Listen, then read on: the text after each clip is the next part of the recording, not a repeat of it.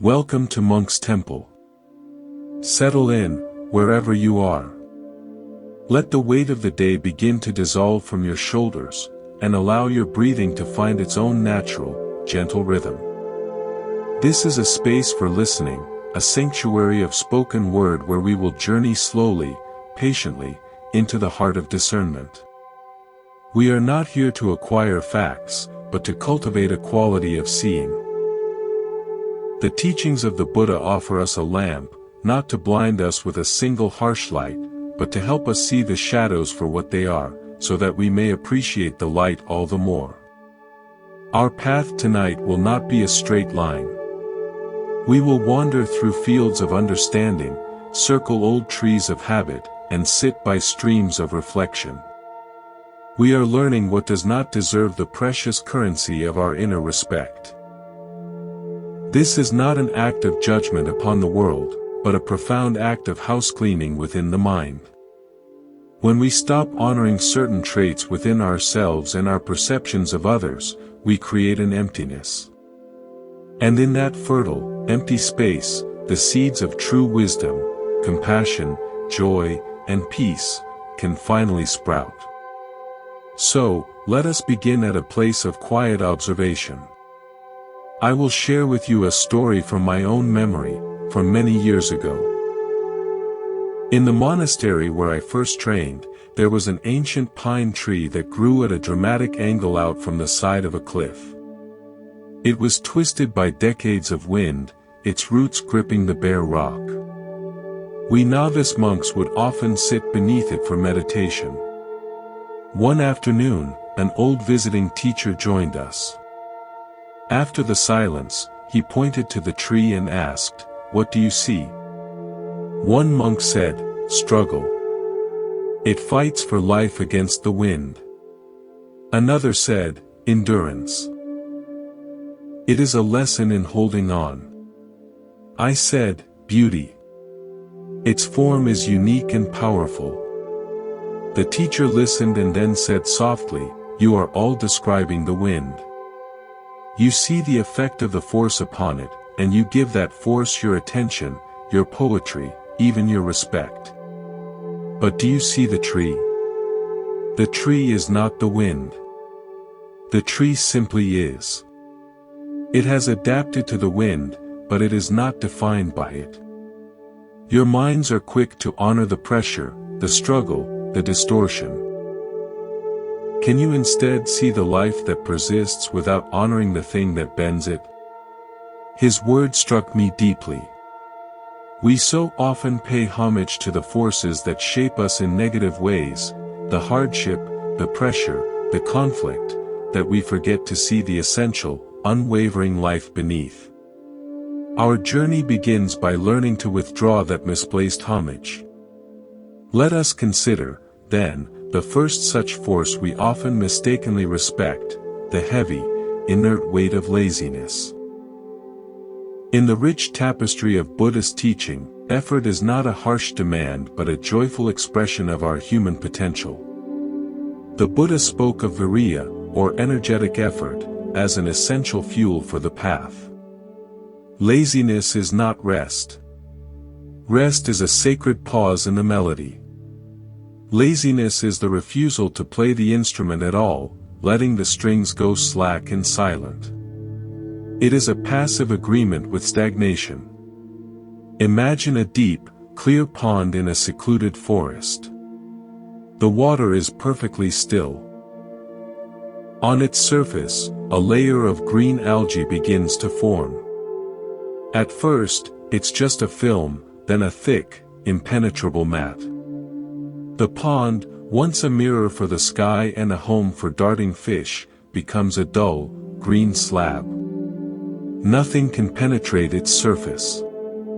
No light gets through to the depths below. The lively creatures within suffocate. This pond did not become this way through a violent event.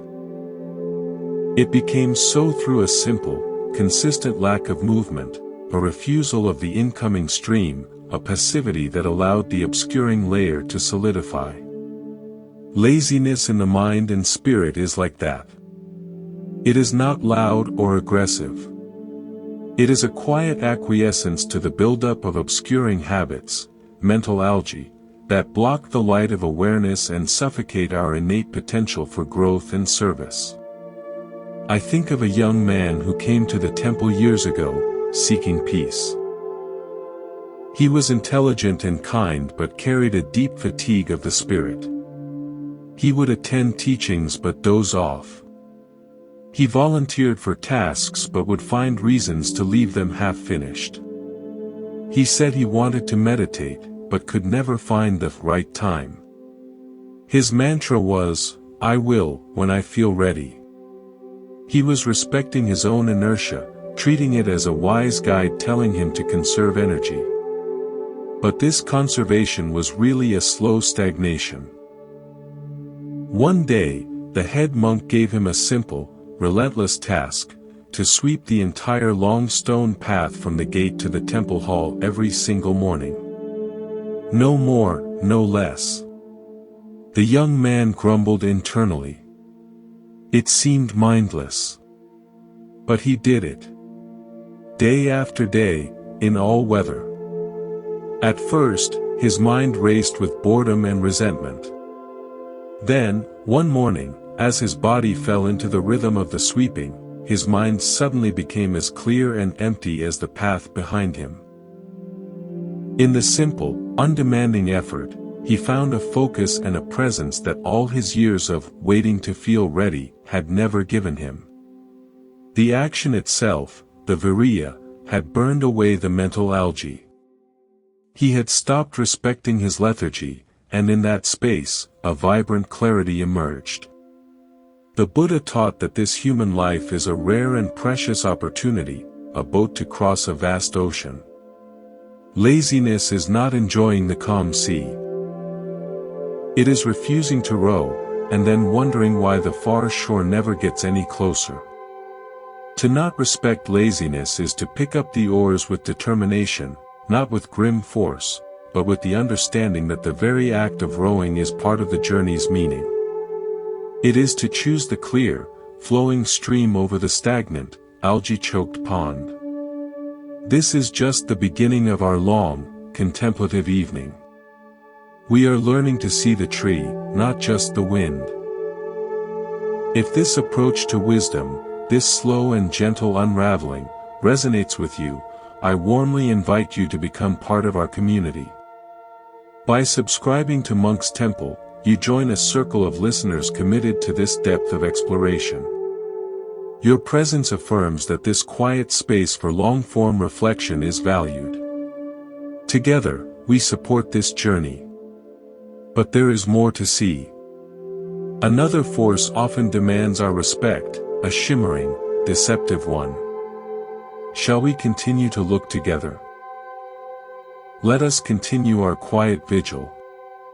The night is deep, and the silence around us is a companion, not an emptiness.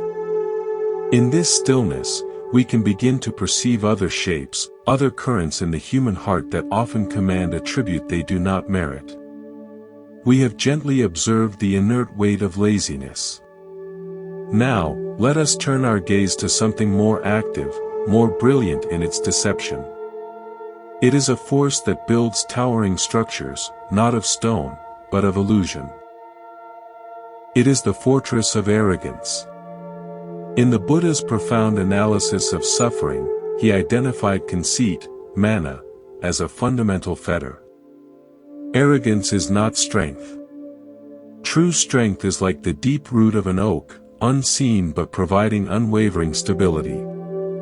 Arrogance is like the glittering facade of a castle built on sand, demanding admiration while the tide quietly undermines its foundation. It is the mind's attempt to create a separate, superior self, a monument to I. But the core insight of Buddhism, anatta or not self, reveals this monument to be a mirage.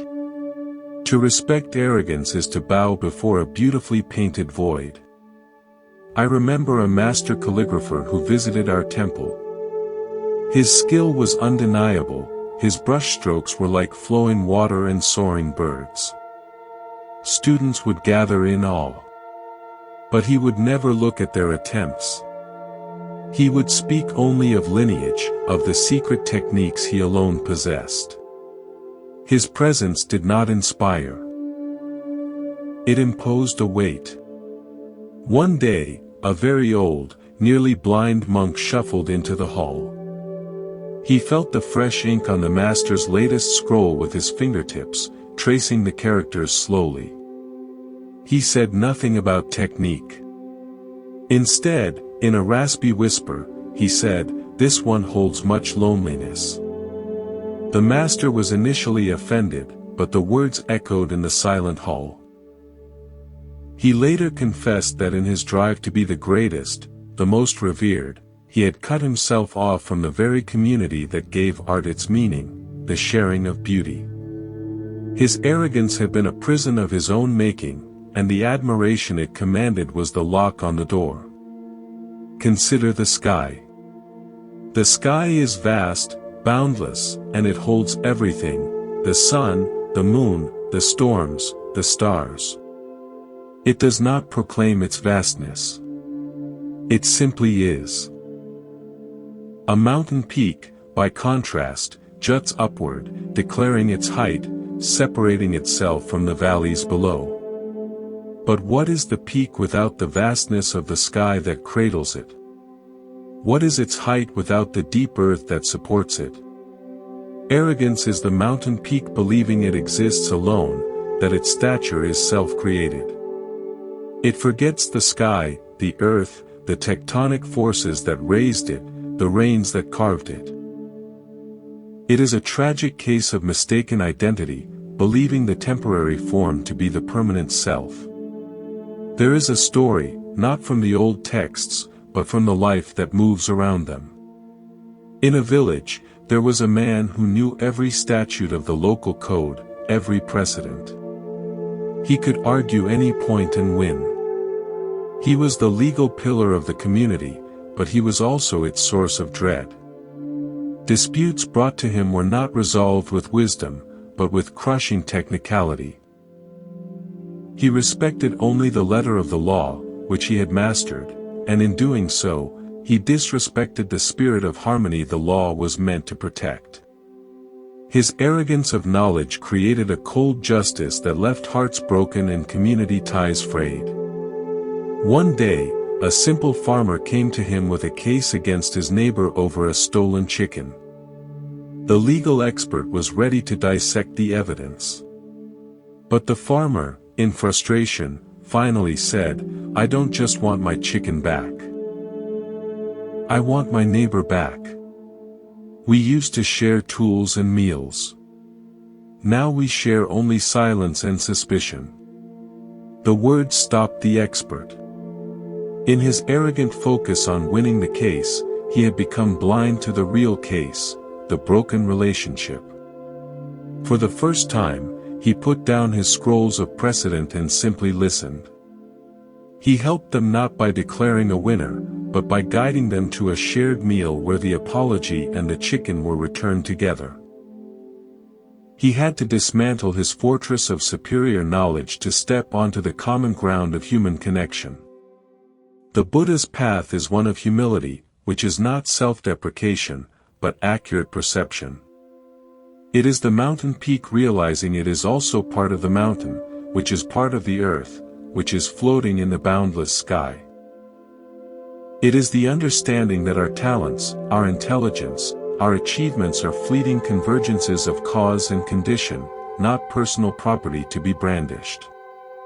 To not respect arrogance is to refuse to be impressed by the glittering facade. It is to look instead for the depth of the root, the stability of the ground, the vastness of the shared sky.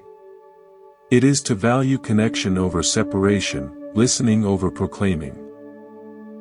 This long, quiet conversation is a process of gentle correction of vision. We are wiping the dust from a very old mirror. As we do, other reflections will appear. Another quality that often stains the glass is one that burns with a cold, green flame. Shall we look at it together? But before we do, if this shared exploration, this patient peeling back of layers, feels like a truth you wish to support and return to. Consider anchoring yourself here in our Monk's Temple community. Your subscription is a quiet signal, a shared nod between fellow travelers that this path of deep listening is worthwhile. It helps this sanctuary of spoken word endure. Shall we proceed to the next reflection? Let the stillness settle a little deeper now. In the space we've cleared by no longer honoring laziness or arrogance, a new kind of quiet emerges. It's in this quiet that we can hear a more subtle sound.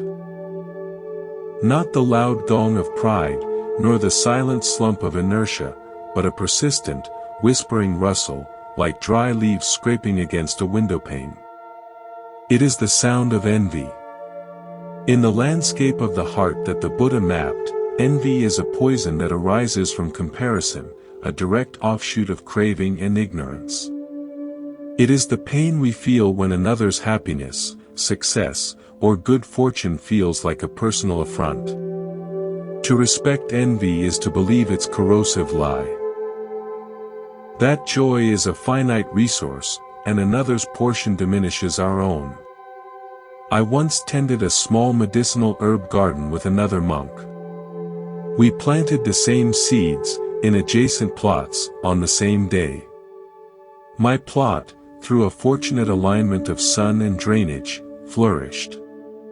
His struggled, yielding spindly plants. I could see the change in him. He would water his plot with a stiff back, avoiding looking at mine. Our once easy companionship grew strained with a polite, cold distance.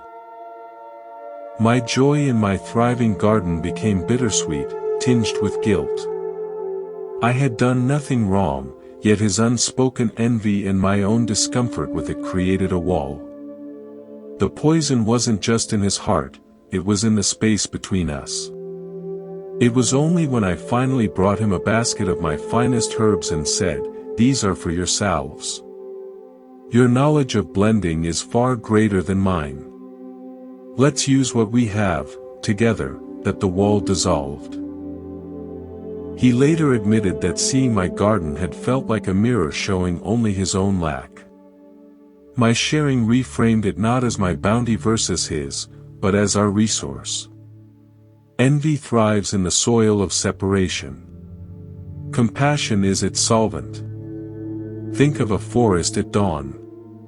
The first tree touched by the sun's rays glows with brilliant gold.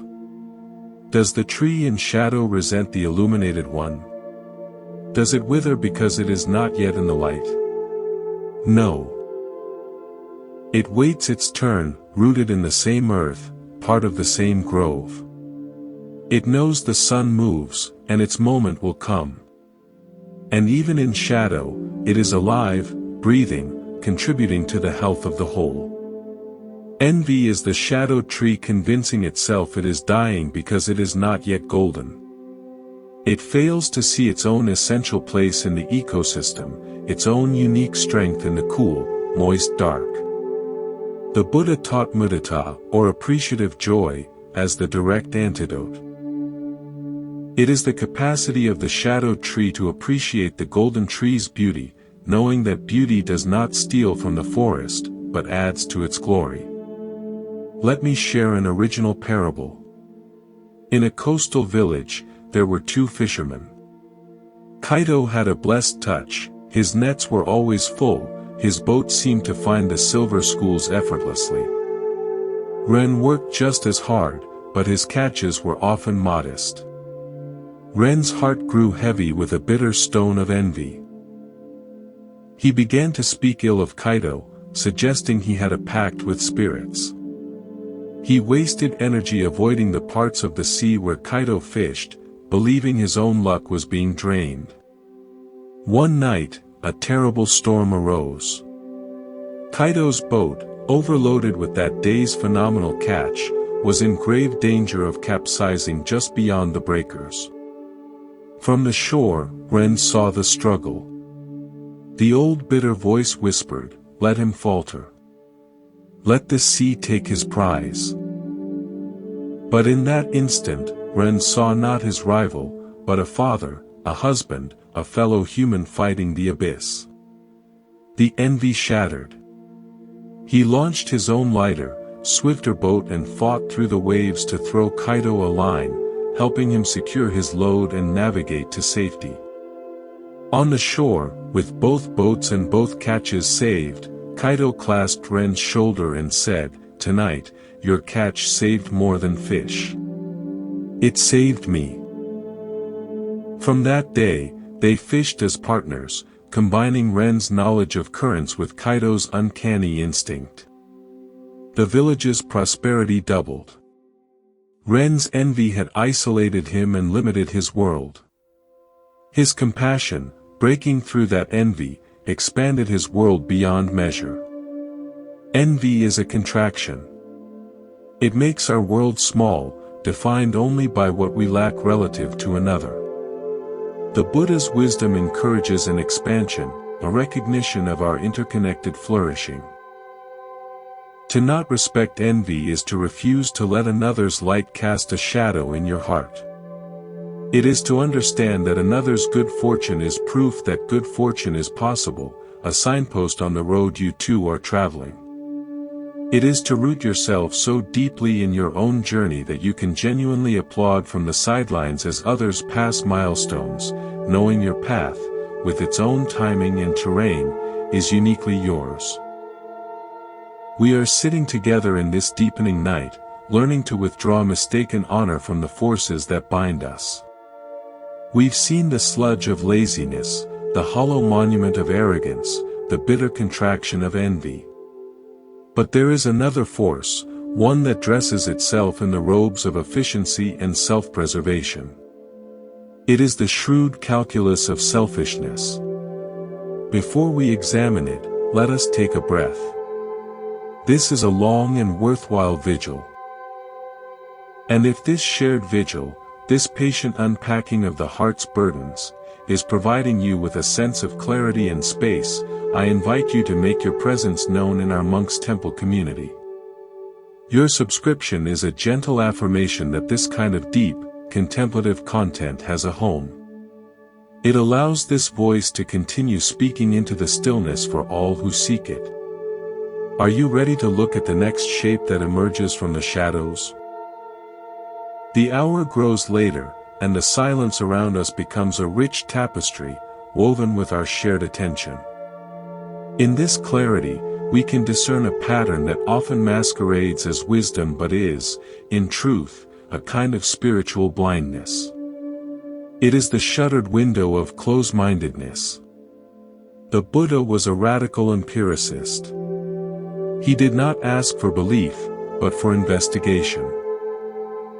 His famous Kalama Sutta instructs us not to go by reports, tradition, scripture, or even the authority of a teacher, but to know for ourselves what leads to welfare and happiness.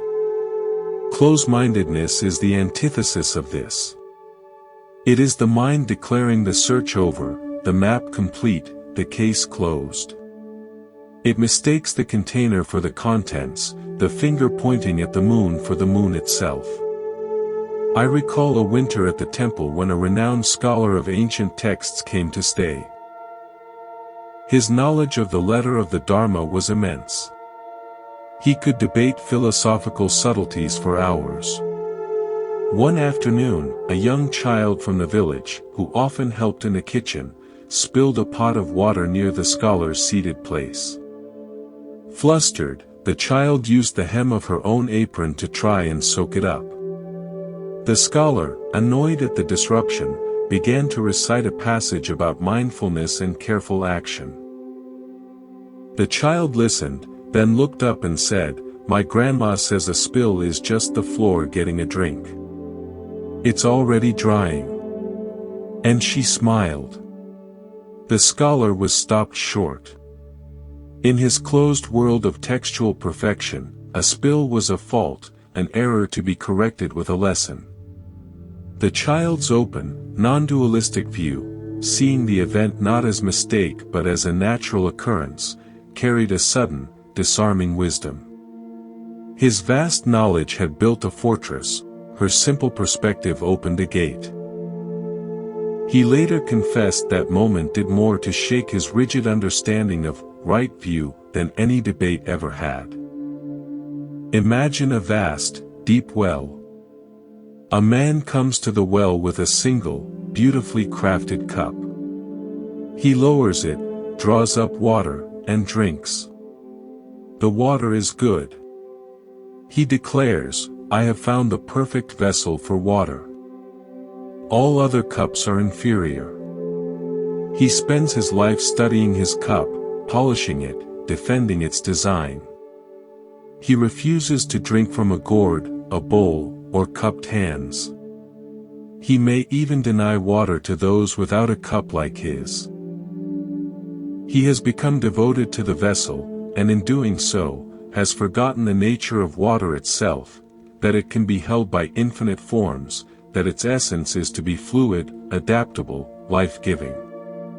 Close-mindedness is this devotion to the cup of our current understanding.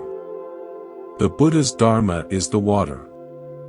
It invites us to taste it, to know its qualities, regardless of the vessel that brings it to our lips. Here is a story from a tradition of mountain guides. One elder guide had a single, rigid route up the great peak. He knew every handhold, every turn.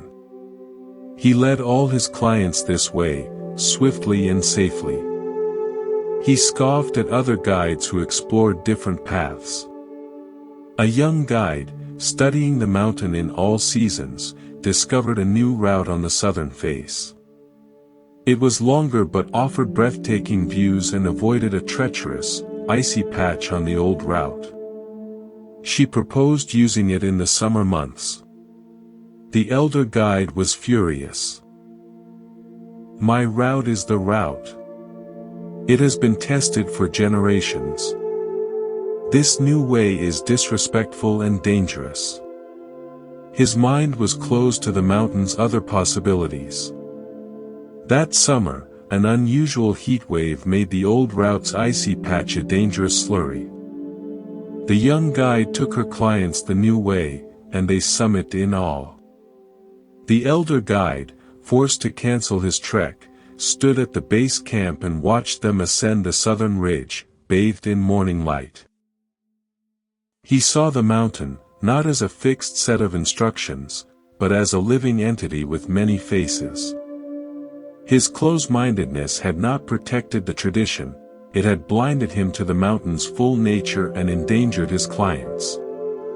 True respect for the mountain meant being open to learning from it, endlessly. In Buddhism, wisdom, prajna, is not a stored collection of answers. It is a knife that cuts through delusion, a faculty of discernment that must remain ever alert, ever questioning. A closed mind has sheathed the knife. It may feel safe, but it is incapable of cutting through new layers of ignorance. To not respect closed-mindedness is to keep the blade of inquiry sharp and ready. It is to hold our deepest beliefs lightly, like a vessel that must be constantly empty to be useful. It is to stand at the well, grateful for our cup, but always curious about the water, and always willing to witness how others draw it. Our exploration is moving inward, through layers of the mind's habits. We have withdrawn honor from laziness, arrogance, envy, and close-mindedness. We are creating space. And in that space, we now encounter a quality that is not just a passive blindness, but an active distortion of reality. It is the crooked mirror of dishonesty. But before we gaze into that mirror, let us rest in the openness we've cultivated so far. This journey is made richer by shared intention. If this process of patient unfolding, of questioning what we have blindly respected, is aligning with your own inner search, you can strengthen this shared space. By subscribing to Monk's Temple, you join a quiet circle of listeners who value depth over distraction. Your support ensures this lantern of conversation remains lit in the digital night. Are you ready to continue to the next layer? The quiet now holds a different quality. It feels less like an absence of sound and more like a presence, a spacious, listening presence. Having gently set aside the closed window of a rigid mind, we find the air within is clearer. And in this clearer air, we can perceive a distortion that affects not just how we see, but the very ground upon which we stand with others. We come now to the unstable ground of dishonesty. In the Buddha's Noble Eightfold Path, right speech is not an afterthought, it is a foundational pillar. It is one of the first trainings for a reason. Truthfulness is the bedrock of trust, and trust is the soil in which all healthy relationships, with others and with ourselves, must grow. Dishonesty, in word or deed, is not merely a social error. It is a fracture in our integrity, a crack in the vessel of the self that lets our peace and clarity leak out. I think of a student who came to the temple, burdened by a restless anxiety. He was a good-hearted person, but he had a habit of embellishing stories. A modest walk became an epic hike, a small kindness he performed became a tale of dramatic sacrifice. At first, it seemed harmless, a way to feel more interesting. But I watched his eyes as he told these tales. They would dart, looking for validation, for the spark of admiration. Afterward, alone, he would look hollow. He was building a self out of spoken fiction, and he had to constantly perform to maintain it. The energy required was immense. The anxiety he felt was the strain of living in a house of cards, fearing the slightest breeze of a questioning glance. When he finally confessed this pattern in a moment of exhausted honesty, the relief that washed over him was visible. "I am so tired of remembering who I pretended to be to whom," he said. That was the key. Dishonesty is a terrible burden on memory, and on the soul.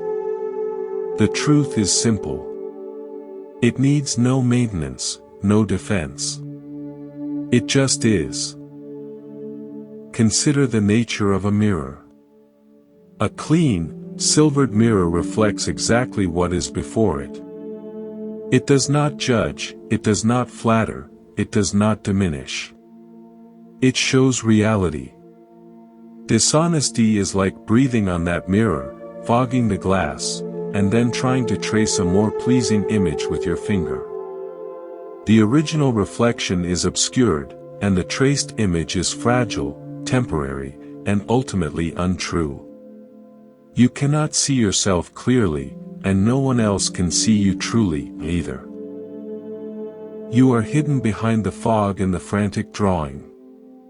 The Buddhist practice of honesty is the practice of continually wiping the mirror clean, having the courage to see and be seen in the clear, sometimes unforgiving, light of what is real. It is the only way to truly know yourself. Let me share a story about a village potter. He was a decent potter, but his neighbor was a master, whose pots were famed for their strength and beauty.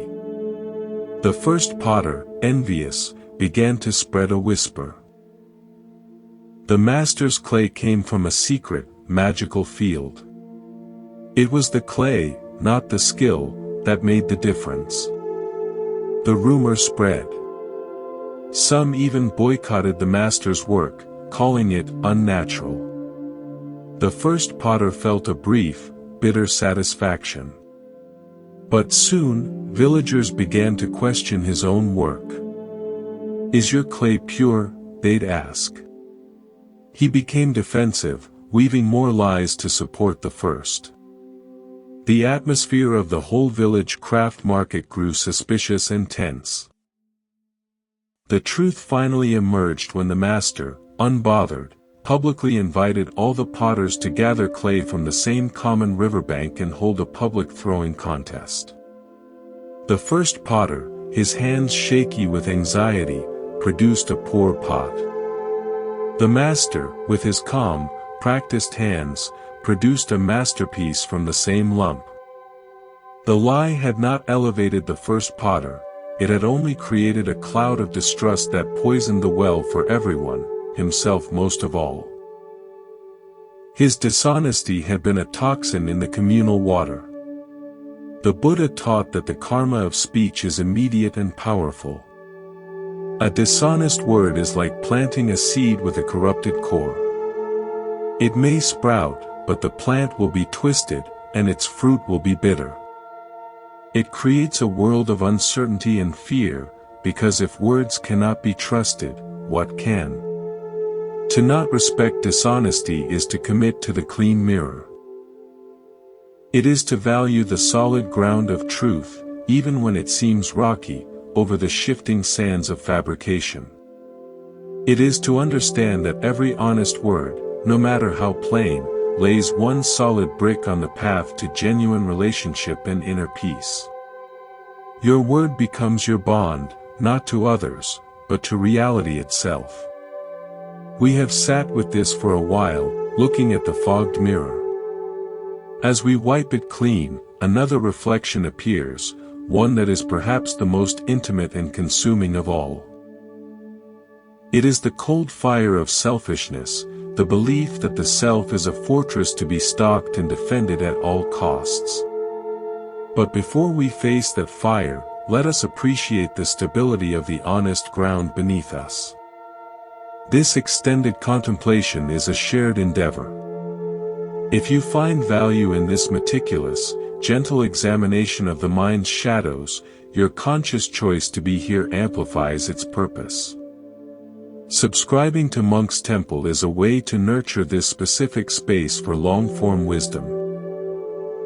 It is a signal that in a world of fragments, you seek the whole tapestry. Shall we proceed to look at the fortress of self? The foundation of honesty is now beneath us, solid and quiet. From this firm place, we can safely examine a force that builds not with bricks of lies, but with walls of fear. It is the fortified island of selfishness. The Buddha's entire teaching leans against the gravitational pull of the delusion of a separate, enduring self. Selfishness is the practical application of that delusion. It is the heart and mind operating from the unexamined premise, I am here, and my needs, my safety, my comfort are paramount. The rest of the world is either a resource, a threat, or scenery. This is not a moral failing in a simplistic sense, it is a profound error in perception, a spiritual myopia. To respect selfishness is to agree with this error, to believe the island is all there is. I remember a harsh winter at the monastery. Supplies were low. We had received a donation of warm wool blankets, just enough for each monk to have one. A new arrival, a man from a wealthy background, was given his. The next day, one of the older monks, who had a persistent cough, found his blanket missing. There was a quiet, cold dread in the dormitory. No one spoke of it, but glances were cast. 2 days later, the new arrival was found in his cell, wrapped in 2 blankets, his and the old monk's. When confronted, his face was not guilty, but bewildered. I was cold, he said simply. The heat doesn't reach this corner well. He had seen his own discomfort so completely that the old monk's coughing in the night was just background noise, unrelated to his own reality. The lesson for him, and for all of us witnessing, was not about theft, but about the boundaries of the self.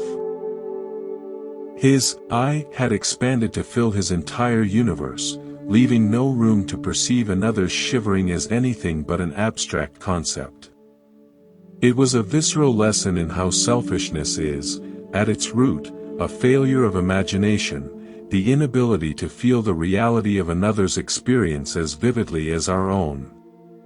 Think of a single candle flame burning in a vast, dark hall.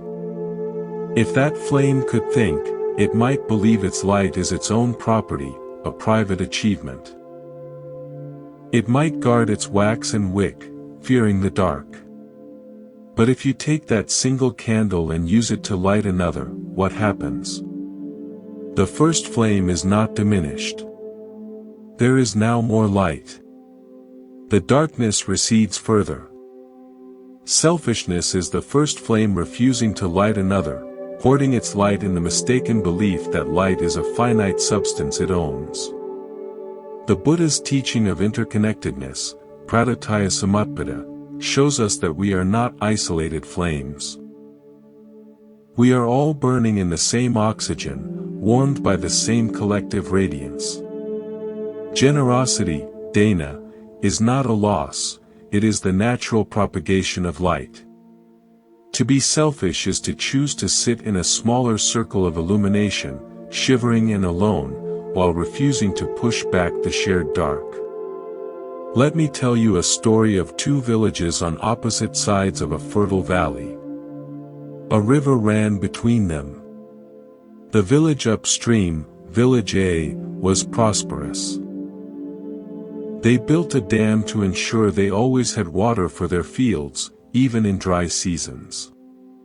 Village B downstream relied on the river's natural flow. One year, a drought came. Village A, with its dam, held back the water, filling their reservoir to secure their own abundance. Village B's fields withered, their children went thirsty. Envoys from Village B pleaded for water. The leaders of Village A refused. "We must protect our own," they said. "Our foresight built this dam. Your suffering is not of our making."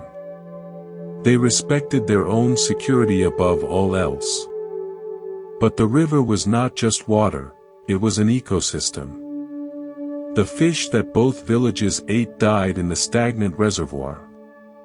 The birds that pollinated both villages' fruit trees left the valley.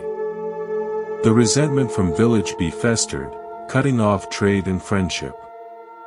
The very prosperity Village A hoarded became brittle and joyless, set against a backdrop of another's despair. Their selfishness had not secured a future, it had poisoned the well of their present, severing the invisible threads of reciprocity that make a community, or a valley, truly resilient and alive. Selfishness is a logic of scarcity applied to a universe of potential abundance. It is the dam holding back the water. The Buddha's path is one of open-handedness, not because it is virtuous, but because it is accurate. When we see the self as a temporary, flowing process dependent on countless other processes, hoarding becomes irrational. Sharing becomes the only sensible action. To not respect selfishness is to dismantle the dam in our own hearts. It is to let the water of our care, our resources, and our attention flow naturally downstream, trusting that in the vast watershed of life, it will circulate back in forms we cannot even imagine. It is to choose the multiplied light over the solitary, guarded flame. Our long night of reflection continues. We have examined many shapes that do not deserve our inner tribute. In the spaciousness that remains, a final, subtle quality often lingers, one that is not an action but a pervasive atmosphere. It is a certain rigidity of spirit, a resistance to life's fluid nature. But before we name it, let us breathe into the openness created by releasing selfishness. This journey we are on is a deepening of understanding, word by gentle word. If this careful, layered conversation is a resource for you, consider strengthening the vessel that carries it. Your subscription to Monk's Temple supports the continuation of these extended contemplations, ensuring they remain available as a sanctuary of slow wisdom. Are you ready to explore the final layer of this teaching? A deep and spacious quiet resides here now. We have cleared much ground.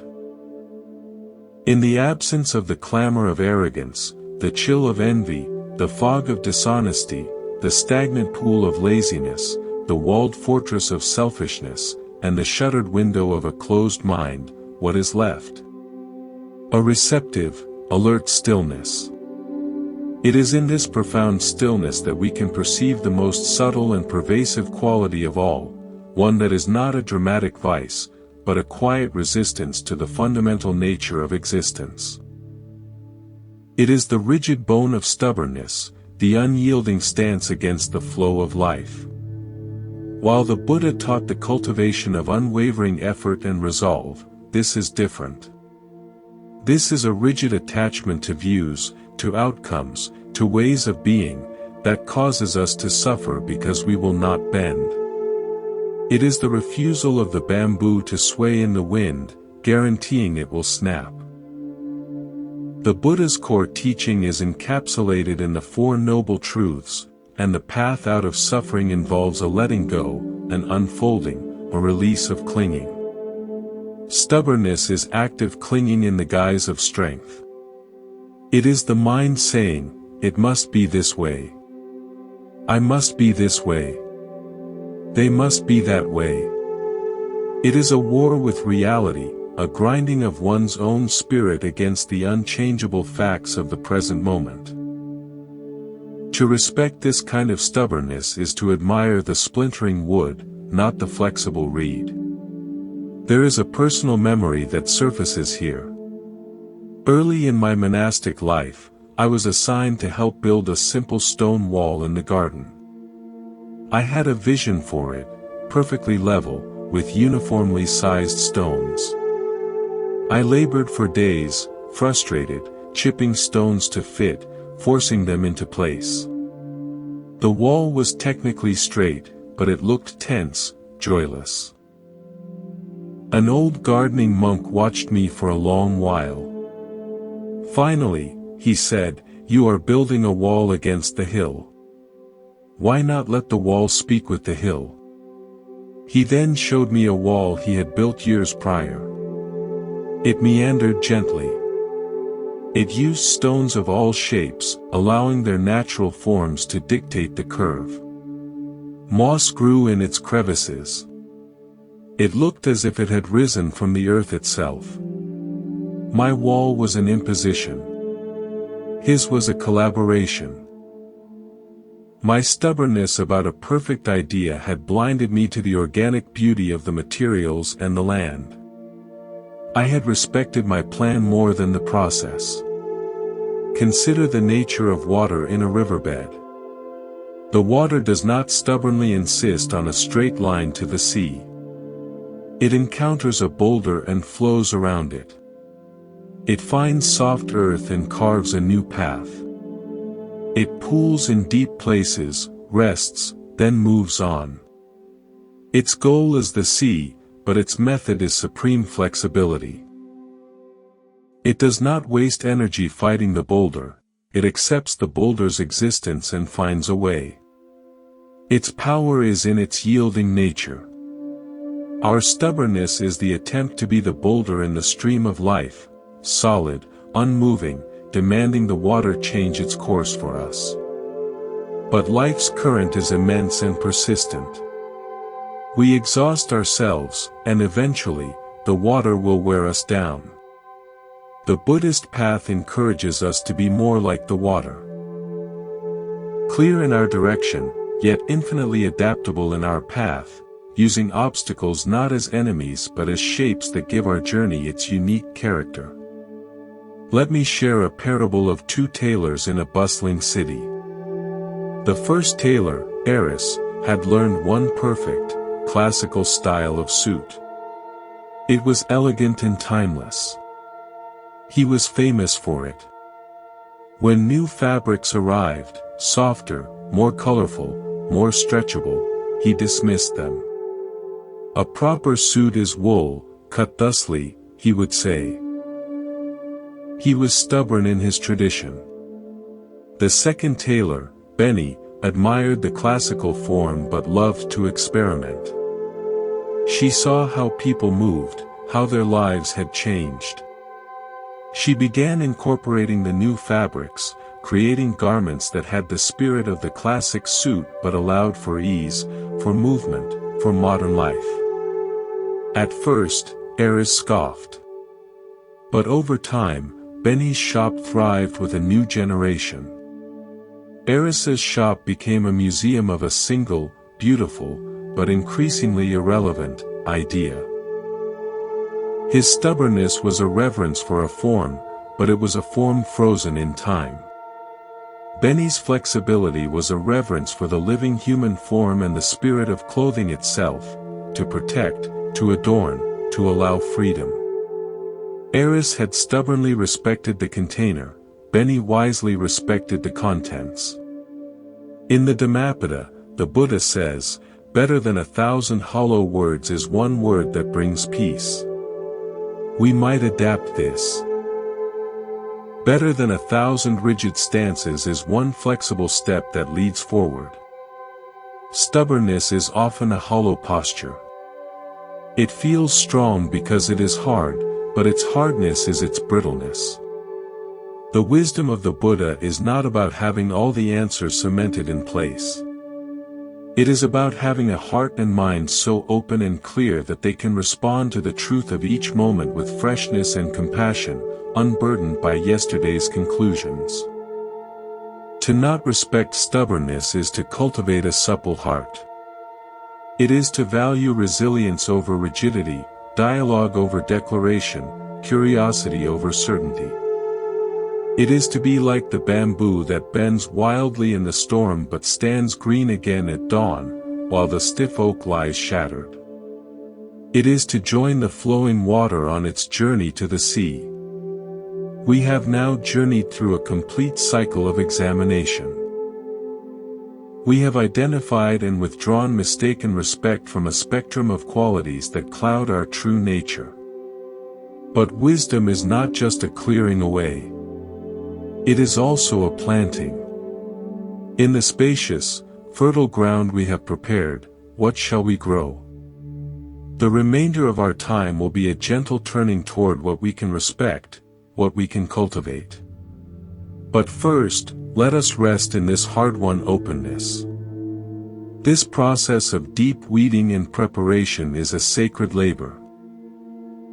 If this long, contemplative session has been a companion to your own inner work, you can help tend this garden. Your subscription to Monk's Temple is a practical way to ensure this space for cultivation remains vibrant and accessible for all who seek it. Shall we now turn our attention to the seeds we wish to plant? Now, we enter a different phase of our night. The clearing is done. The ground, so long cluttered with the thorny brush of qualities we mistakenly honored, lies open, soft, and receptive. It is a sacred emptiness. And nature abhors a vacuum not with fear, but with creative potential. Into this stillness, we now gently sow, having seen what does not deserve our inner respect, we turn our gaze, with intention, with care, toward what does. This is the heart of the Buddha's path, the cultivation of the wholesome. We move from the pathology of suffering to its remedy. Let us begin with the most fundamental seed, the one from which all other virtues grow, compassion, or karuna. Compassion is not pity. Pity looks down from a distance. Compassion is the radical recognition that the other's suffering is, in essence, no different from your own. It is the heart's natural resonance with pain, followed by the genuine wish for that pain to cease. In the space where we once honored selfishness, compassion now rises like a tender green shoot, breaking through the hard crust of separateness. I remember a cold, rainy evening when a stray dog, soaked and shivering, found its way into the temple courtyard. It was skittish, one paw held gingerly off the ground. The immediate reaction among some was practical, but distant: it will leave. It might be sick. We should shoo it out. But one very elderly monk, who spoke little, simply stood up. He did not approach the dog. Instead, he went to the kitchen and brought back a bowl of warm rice and a dry rag. He placed the bowl a good distance away, sat on the wet stone, and looked down, not at the dog, but at his own hands. He was making himself small, non-threatening. For a long time, nothing happened. Then, the dog, driven by hunger and perhaps a sensing of the man's quiet energy, limped forward and ate. The monk still did not look up. When the dog finished, it lay down, still watching him. Only then did the monk slowly look at the injured paw. Over the next days, without a word of lecture, his silent, patient compassion healed the animal and taught everyone present more about true care than any scripture could. He saw the suffering, and his entire being became an instrument for its alleviation. He did not respect the boundaries of temple and stray, he respected the shared reality of pain and the possibility of relief. Imagine you are standing before two doors. The first door is labeled, "My suffering." The second is labeled, "Your suffering." We spend most of our lives convinced these are separate rooms, and we are terrified of the first and indifferent to the second.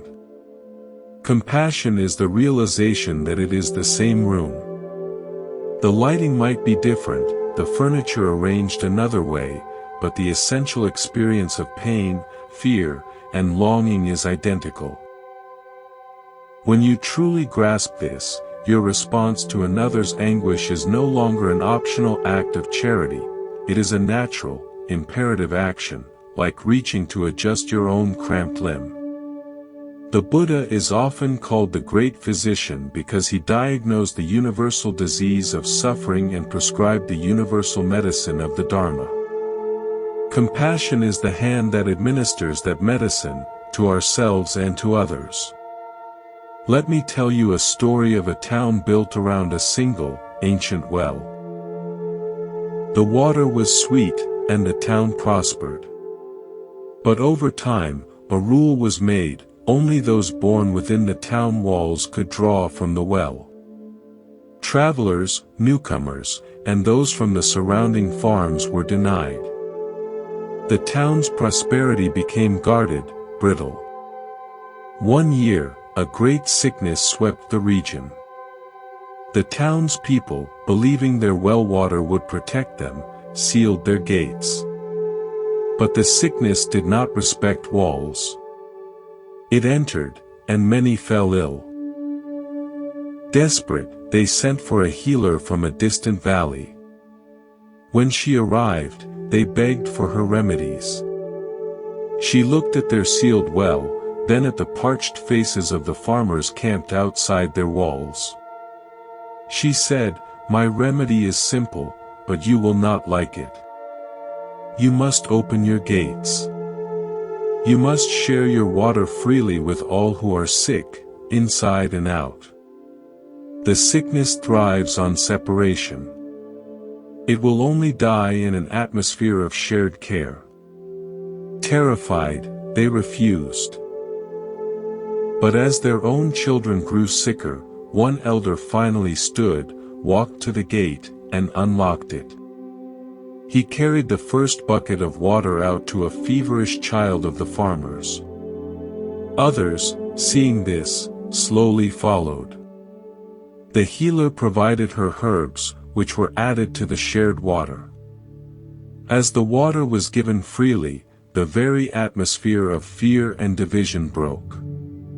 People nursed each other without regard for origin. The sickness, which fed on isolation, receded. The town learned that compassion was not a resource to be spent, but a channel to be opened. By giving their water away, they did not lose it, they transformed it into a healing current that saved everyone. To cultivate compassion is to unlock the gate. It is to actively respect the interconnected nature of life. It is to see that your well-being and mine are not separate projects. In the cleared ground of a non-selfish heart, compassion is the most logical, the most natural, and the most powerful thing to grow. From the seed of compassion, another beautiful plant naturally arises, appreciative joy, or mudita. This is the antidote we planted in the soil where envy once grew. But let us not rush. Let the seed of compassion sink its roots deep first. This turning from what is harmful to what is healing is the essence of the path. If this deliberate pivoting toward the light aligns with your spirit, your presence here is a kind of cultivation itself. By subscribing to Monk's Temple, you help create an ecosystem where these ideas are not just spoken, but nurtured and shared, allowing them to take root in more hearts. Shall we water this seed and see what blossoms next? The seed of compassion is sown, its roots beginning to drink from the deep soil of interconnectedness. From this stable, nurturing base, a new growth emerges, one that seems almost miraculous after the bitter winter of envy.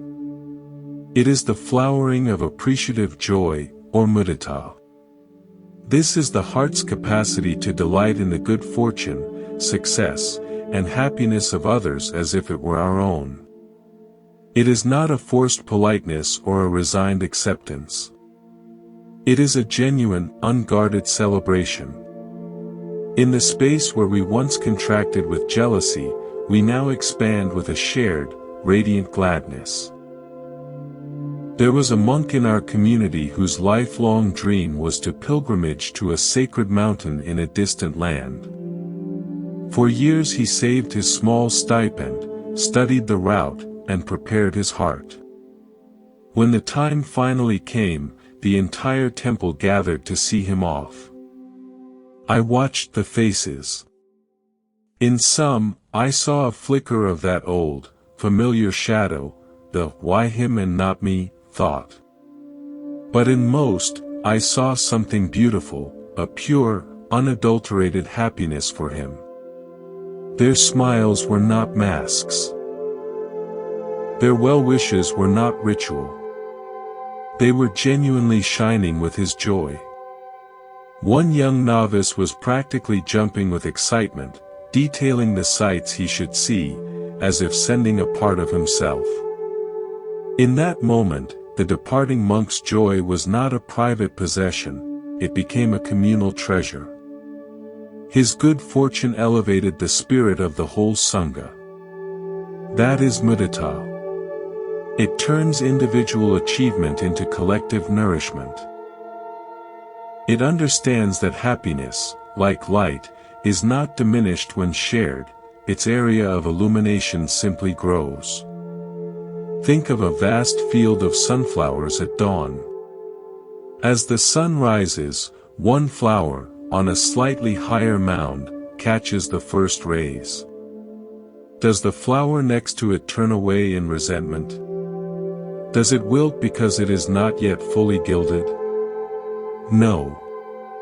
It turns its face toward the same sun, knowing its moment is coming, and in the meantime, it rejoices in the golden glow now illuminating its neighbor. The field does not compete for the sun, it collectively basks in it.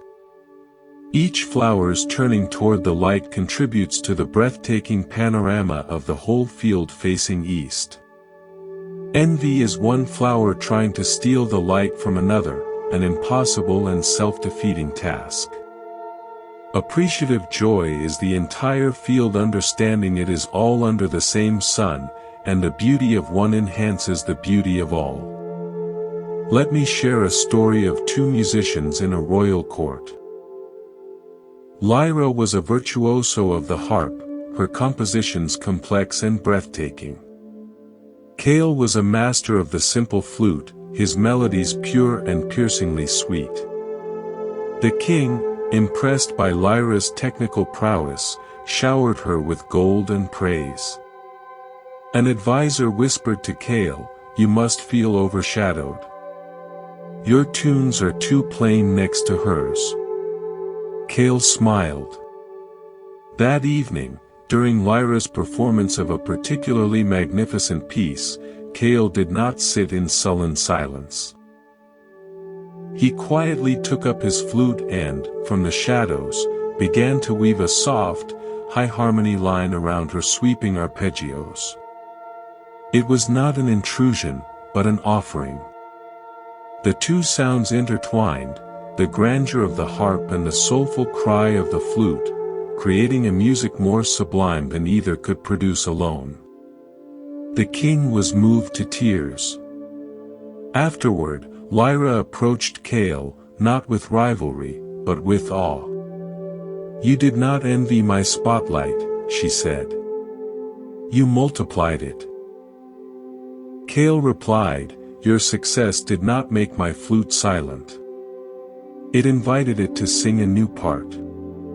His meditative transformed a potential rivalry into a legendary collaboration. He respected the joy of the music itself more than his position within it. The Buddha taught mudita as one of the four immeasurables, a quality to be radiated boundlessly. Why? Because envy is a poison that sickens only the one who drinks it. Appreciative joy is a nectar that sweetens the entire atmosphere. It shatters the illusion of a zero-sum world, where for me to win, you must lose. In the Buddha's view of karma and interconnectedness, another's good fortune is evidence that good actions bear fruit, that beauty exists, that happiness is possible. To celebrate it is to align yourself with the very mechanics of goodness in the universe. To cultivate appreciative joy is to train the heart in a radical form of generosity, the generosity of spirit.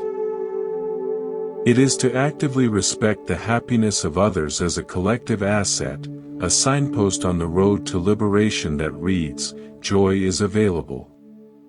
In the cleared field where the weed of envy once grew, mudita is the most beautiful and resilient flower. From this flowering heart, another quality naturally extends, a calm, steady presence. It is not yet time to name it. Let the fragrance of shared joy fill the air a little longer. This gradual cultivation of a beautiful heart is the purpose of our long vigil. If this process of planting virtues in weeded soil resonates with your own aspirations, your companionship on this path matters.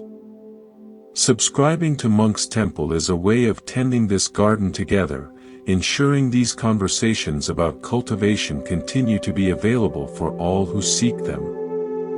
Are you ready to invite the next quality into our shared space?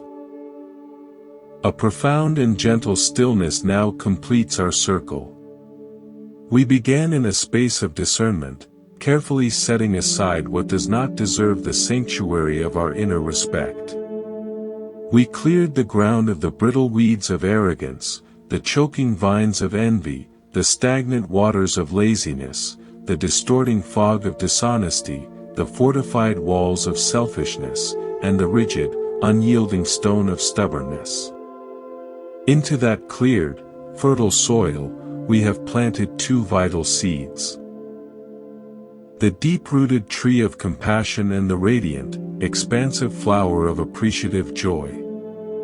From this cultivated garden, a final, encompassing atmosphere naturally arises. It is not a separate plant, but the quality of the air itself in this well-tended space. It is equanimity, upekkha, a balanced, peaceful heart that remains undisturbed by life's constant flow of pleasure and pain, praise and blame, gain and loss. This is the serene sky that now arches over the landscape we have tended together. It is the culmination. Having stopped respecting the storms of reactivity, we find ourselves abiding in a clear, vast calm. Equanimity is not indifference. Indifference is cold, turned away, uninterested. Equanimity is fully engaged, deeply aware, yet unshaken. It is the deep ocean floor, undisturbed by the crashing waves or dancing sunlight on the surface above. The Buddha placed equanimity as the fourth immeasurable, the balanced foundation from which love, compassion, and joy can flow freely, without attachment or burnout. It is the wisdom that understands the impermanent, conditioned nature of all phenomena. Because we see this, we do not clutch at the pleasant or violently push away the unpleasant. We meet each experience with a steady, open presence. I remember watching an old master calligrapher create a vast scroll for the temple hall. His hand was utterly steady, his breath calm. But a young assistant, rushing, knocked over an inkwell. A great black splash arced across the bottom third of the pristine paper. The room gasped. The assistant froze in horror. The master did not flinch. He looked at the spreading ink, then at the terrified young man. He said softly, "Ah. Now we have a mountain." He took a fresh brush, and with a few strokes, transformed the chaotic blot into the base of a majestic, looming peak, around which he then completed his original landscape of rivers and pines. The accident became part of the masterpiece. His equanimity was not a passive acceptance of a ruin, but an active, creative engagement with what is. He did not respect the disaster, he respected the potential within the present moment, however it arrived. Consider the shore of a great lake. The water washes up, bringing treasures, a smooth stone, a piece of driftwood. It also brings debris, dead leaves, tangled weeds. Equanimity is the shore that receives both with the same spaciousness. It appreciates the stone, lets the leaves rest, and knows the next wave will bring a new arrangement. It does not chase the receding water to retrieve a favored shell, nor does it build a wall against the incoming debris. It rests in its own inherent stability, witnessing the endless, natural exchange. Our suffering arises when we are the desperate swimmer, tossed by every wave, or the frantic builder of walls, exhausted by a battle with the sea. Equanimity is returning to the shore of our own mindful awareness. The Buddha's path leads here, to this unshakable peace. It is the peace of seeing clearly. Having withdrawn our energy from fighting life's inherent changes, we find a profound strength in simply being present with them. We can care deeply without being devastated. We can act wisely without being frantic. We can enjoy beauty without fearing its loss. This is the great gift of the practice, a heart that is both soft and strong, engaged and free. Our long, shared meditation now draws to a close. We have traveled from the noise of misconception to the silence of clear seeing, to the active cultivation of a benevolent heart, and finally to the restful abiding in wise balance. This is the map the Buddha offered. You have walked it with me tonight, word by patient word. This journey does not end here. It continues in the quiet moments of your life, in the choices of where to place your respect, your energy, your care. May the spaciousness we've nurtured together remain a refuge within you. May you meet the world with compassion, celebrate it with joy, and rest within it with equanimity. Thank you for sharing this profound journey of listening. This is Monk's Temple. May you be peaceful. May you be free. Go gently.